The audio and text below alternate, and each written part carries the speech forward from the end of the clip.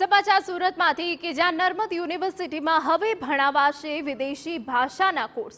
પીએમના સૂચન બાદ વીએનએસજીયુમાં વિદેશી ભાષા માટે નવો વિભાગ શરૂ કરાયો છે, જેમાં વિદ્યાર્થીઓને વિદેશી ભાષા શીખવવામાં આવશે. વિદેશી ભાષા ભણવા 72 છાત્રો તૈયાર થયા છે, જેમાં સૌથી વધુ જર્મન ભાષા માટે 29 અરજી સામે આવી છે. તે ઉપરાંત ફ્રેન્ચ, ચાઇનીઝ, સ્પેનિશ, સ્વીડિશ અને કોરિયન સહિતના 10 સર્ટિફિકેટ કોર્સ શરૂ કરવામાં આવશે. પ્રધાન નરેન્દ્ર મોદી જ્યારે ડાયમંડ બુર્સનું ઉદ્ઘાટન કરવા માટે સુરત આવ્યા હતા, તે દરમિયાન તેમના સ્પીચની અંદર એક જે ટકોર કરી હતી કે વેપાર વધે, જેથી વિદેશના લોકો સાથે સારી રીતે વેપાર કરી શકે, તે માટે જે ટ્રાન્સલેટરની જે જરૂર પડતી હોય છે તે કોર્સ સુરત યુનિવર્સિટીની અંદર શરૂ કરવામાં આવે તેવી ટકોર કરી હતી. ને તે આધારે તાત્કાલિક જ બીજા દિવસેથી આજે ગુજરાત રાજ્યના શિક્ષણ મંત્રી દ્વારા બેઠક કરી અને આ કોર્સ શરૂ કરવા માટેનું જે સૂચન કર્યું હતું, ત્યારે યુનિવર્સિટીની અંદર જે 70થી વધુ લોકોએ જે અરજી કરી છે, કારણ કે આ જે કોર્સ શીખવા માટે. તો આપણી સાથે યુનિવર્સિટીના કુલપતિ જોડાયા છે, તેમની સાથે વાત કરીશું. સાહેબ, કઈ રીતે આખા કોર્સની શરૂઆત કરી છે, અત્યાર સુધી લોકો કઈ રીતે અરજી કરી રહ્યા છે? પ્રણામ, વંદે માતરમ. આપણી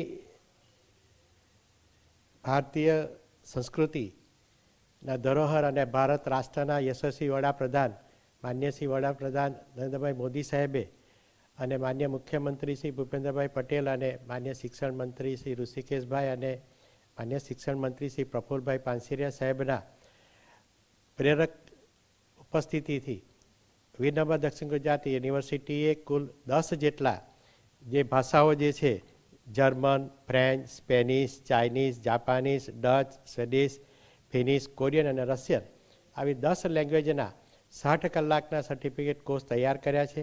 એનું રજિસ્ટ્રેશન ચાલુ છે અને જેની અંદર હાલની અત્યારની સ્થિતિ પ્રમાણે 72 કરતાં વધારે વિદ્યાર્થીઓએ રજિસ્ટ્રેશન કર્યું છે, જેમાં મુખ્યત્વે જર્મન અને ફ્રેન્ચ લેંગ્વેજના છે. અને આ ઉપરાંત આ વિદેશી ભાષાઓ શીખવવા માટે 15 જેટલા વ્યક્તિઓએ એમાં રસ પણ દાખવ્યો છે. તેઓ ઓનલાઈન અને ઓફલાઈન શીખવશે અને ખૂબ ટૂંક સમયમાં શરૂ કરશું. નાગરિકો પોતાના પરિવારના સભ્યો હોય કે પોતાના કર્મચારીઓને આ તમામ ભાષાઓ શીખવે કે જેથી પોતાના વ્યવસાયની જે ખાનગી બાબતો છે એ હંમેશા જળવાયેલી રહે અને આપણા જ ઇન્ટરપ્રિટર અને આપણા જ ટ્રાન્સપોર્ટર હોય તો એ જરૂરથી પોતાની ભારતીય સંસ્કૃતિને પણ વ્યવસ્થિત રીતે સમજાવી શકે અને વિદેશમાં પણ જઈને આપણે એ રીતે પ્રમાણિકતાથી આ પ્રવૃત્તિ કરી શકીએ.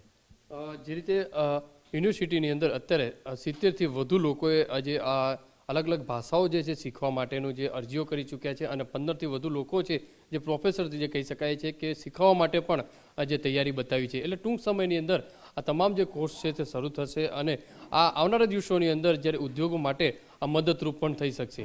કેમેરામેન સંજય ચંદ્ર સાથે બલદુ સુથાર, TV9 સુરત. અને હવે બુલેટિનમાં આગળ વાત કરીએ રામ મંદિરની મહા તૈયારીઓ વિશે.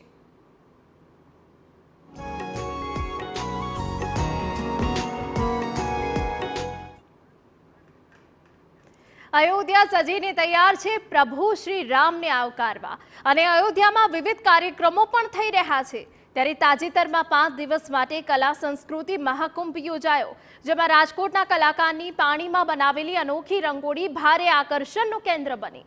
દેશભરમાંથી ખ્યાતનામ કલાકારોને પોતાની કલા દર્શાવવા માટે આમંત્રિત કરવામાં આવ્યા હતા, જેમાં રાજકોટના પ્રદીપ દવેને પણ આમંત્રિત કરાયા હતા, જે તેમણે પોતાની અદ્ભુત કલાનું પ્રદર્શન કર્યું. તેમની આ અદ્ભુત કલા બદલ તેમને અયોધ્યા કલા રત્ન એવોર્ડથી સન્માનિત કરવામાં આવ્યા હતા. પાણીમાં રામલલ્લા અને અયોધ્યાની એકદમ અનોખી રંગોળી જોઈને ત્યાંના સ્થાનિક લોકો તેમજ પ્રવાસીઓ પણ મંત્રમુગ્ધ થઈ ગયા હતા.